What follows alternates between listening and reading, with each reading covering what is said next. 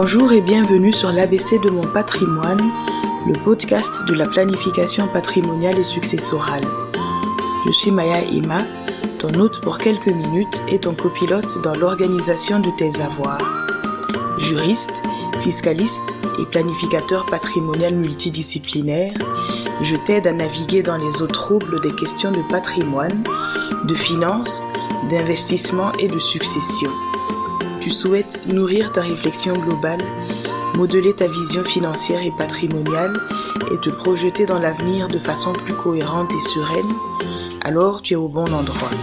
Car tout commence par une idée, mais rien ne s'accomplit sans plan. Alors planifions ensemble.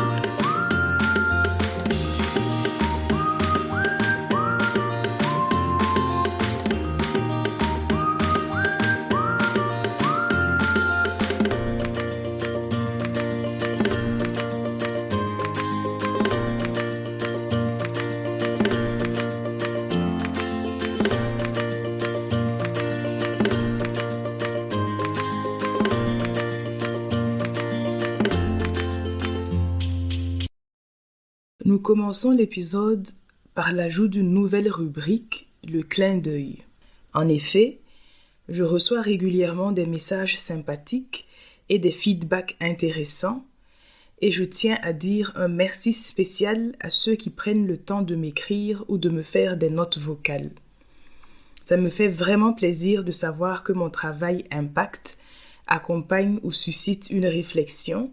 Et ça me donne une bonne dose de motivation pour continuer à produire le podcast ABC de mon patrimoine. Aujourd'hui, le clin d'œil va à Angelo Girgenti de Bruxelles. Merci Angelo pour ton soutien inconditionnel et ta bienveillance. Peut-être est-ce utile? Je rappelle que ce podcast est disponible gratuitement sur YouTube, Spotify, Apple Podcasts, iTunes, TuneIn, Podcast Addict, Deezer et AudioMeans. Et si ce n'est pas encore le cas, je t'invite à t'abonner afin de le faire monter dans les classements. Tu peux aussi mettre un maximum d'étoiles sur la plateforme d'écoute pour m'encourager à continuer. Et enfin, le faire connaître autour de toi et sur tes réseaux sociaux pour aider à l'éducation financière et patrimoniale de tes proches et contacts. Petit rappel. Eleanor Roosevelt a dit ceci. Apprends des erreurs des autres. Tu ne peux vivre assez longtemps pour toutes les faire toi-même. Et le conférencier canadien Brian Tracy de compléter par ceci. Personne ne vit assez longtemps pour apprendre tout ce qu'il y a besoin d'apprendre en partant de rien. Pour réussir, nous avons absolument besoin de trouver les personnes qui ont déjà payé le prix de l'apprentissage afin d'atteindre nos objectifs. Ce sont les raisons pour lesquelles le cas de Soline t'a été exposé, pour t'aider à apprendre. Apprendre des erreurs des uns et de l'apprentissage des autres. Nous revenons sur le cas de Soline pour continuer à parler de planification patrimoniale et successorale. Personne n'est à l'abri de ce que cette femme a subi. En effet, des décisions non avisées peuvent conduire à des aberrations ou à des catastrophes. De même pour l'absence de décision claire d'ailleurs. Si tu ne te souviens plus de ce cas, tu peux le réécouter dans l'épisode 13 avant de revenir terminer le présent épisode. Au programme aujourd'hui, souligner les erreurs dont tu peux te prémunir. Les erreurs de Soline et Axel. Si je parle du cas de Soline et Axel, c'est parce qu'il y a de nombreux enseignements à en tirer. Ce couple a en effet commis de nombreuses erreurs. Il s'agit du genre de maladresse qui peut être fait par tous, y compris par toi, même si tu ne résides pas dans le même pays ou sur le même continent qu'eux, et même si tu n'es pas en cohabitation légale. Ce que je vise avec l'analyse de ce cas, c'est t'amener à te mettre à leur place, où que tu résides et quelles que soient les règles en vigueur dans ton pays. Ceci afin que tu examines ta propre situation et, le cas échéant, corrige rapidement les erreurs ou évite les problèmes potentiels. N'oublie pas, ça n'arrive qu'aux autres jusqu'à ce que ça arrive à soi-même, sauf si on sait anticiper. Et pour anticiper, mieux vaut 20 ans trop tôt qu'1 heure trop tard, n'est-ce pas? En parlant de quelques-unes de ces maladresses, je vais aussi évoquer des pistes de solutions, mais sans trop m'attarder sur celles-ci. Plus précisément, mon but ici est de t'amener vers une prise de conscience de tes propres risques, pas de fournir des solutions standards. En effet, un cas n'est pas l'autre. Chaque situation doit faire l'objet d'un examen individualisé pour permettre de prendre les mesures appropriées.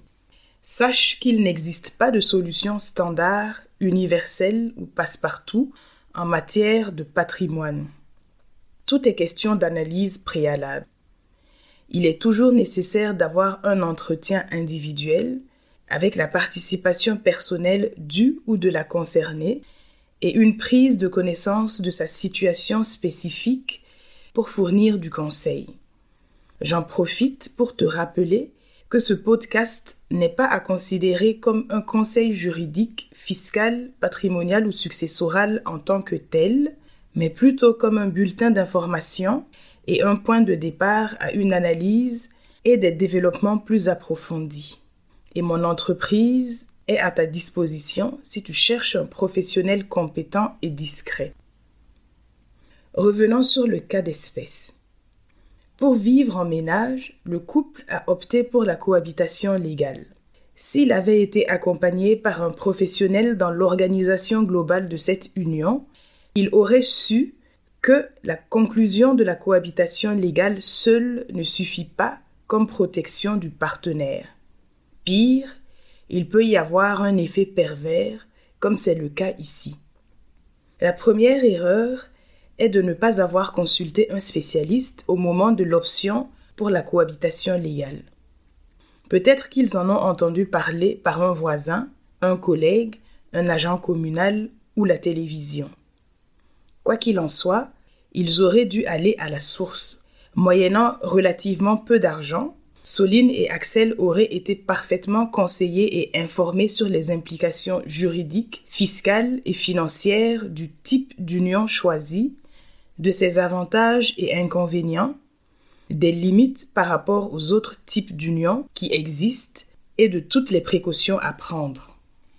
Entre autres choses, ils auraient été informés que, sans un testament prévoyant plus, le cohabitant légal survivant hérite uniquement de l'usufruit du logement familial et des meubles qui le garnissent. Aussi, n'étant pas un héritier réservataire, il est possible à tout moment de déshériter totalement le partenaire, y compris de le priver de l'usufruit dont on vient de parler.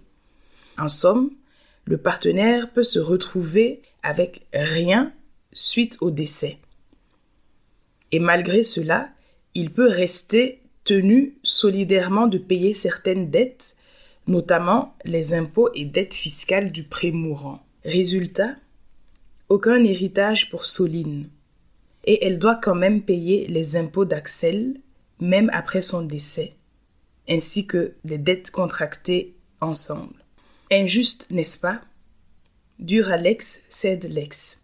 La loi est dure, mais c'est la loi. Avec l'assistance d'un planificateur patrimonial, ils auraient été conseillés sur la possibilité de conclure en plus une convention de vie commune afin de régler certains aspects importants de leur cohabitation légale.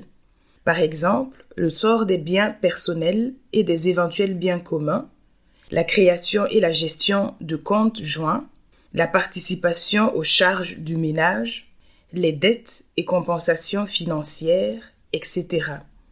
Cela aurait pu éviter beaucoup de difficultés aux partenaires survivants et dans ce cas à Soline, comme de devoir prouver que c'était à Axel de payer les charges de la copropriété, que cette dette ne devait pas lui être imputée à elle, mais être réclamée à la succession.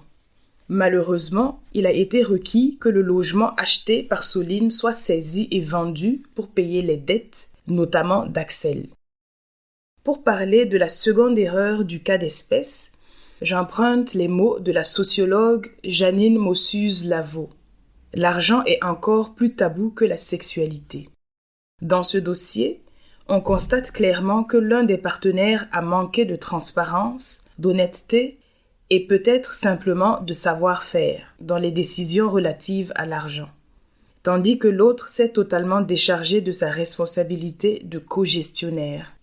On peut observer le tabou financier dans de nombreux couples, peu importe le régime matrimonial, le mode de vie commune ou la situation géographique. Quand on dit que la communication est importante dans le couple, la question des finances doit compter parmi les points incontournables. Faire confiance au conjoint ou au partenaire ne signifie pas abandonner la gestion, le droit de regard ou l'implication dans les finances du ménage. Et surtout, cela ne dégage aucunement de la responsabilité juridique à l'égard des tiers.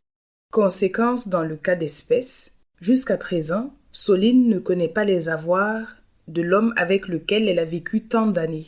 Des dettes dont elle n'est pas au courant lui tombent dessus, et elle se retrouve avec peu d'arguments pour se défendre ou se protéger. Le dernier point que je voudrais aborder est la troisième erreur dans ce dossier. C'est l'absence de disposition successorale. Il est toujours temps de prendre ou d'aider à prendre des mesures successorales, surtout si on veut protéger ceux qu'on aime. Quand il s'est avéré qu'Axel était très malade, voire condamné, il était encore temps de prendre des dispositions successorales.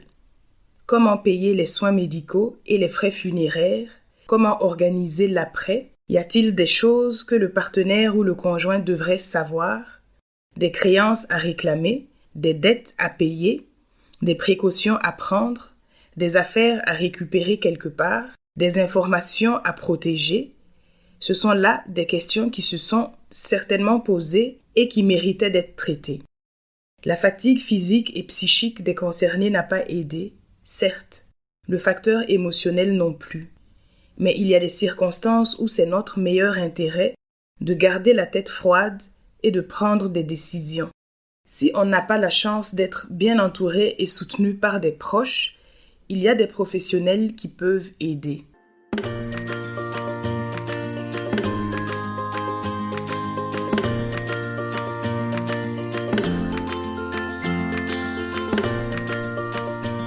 Ça y est, cet épisode sur la planification patrimoniale et successorale touche à sa fin.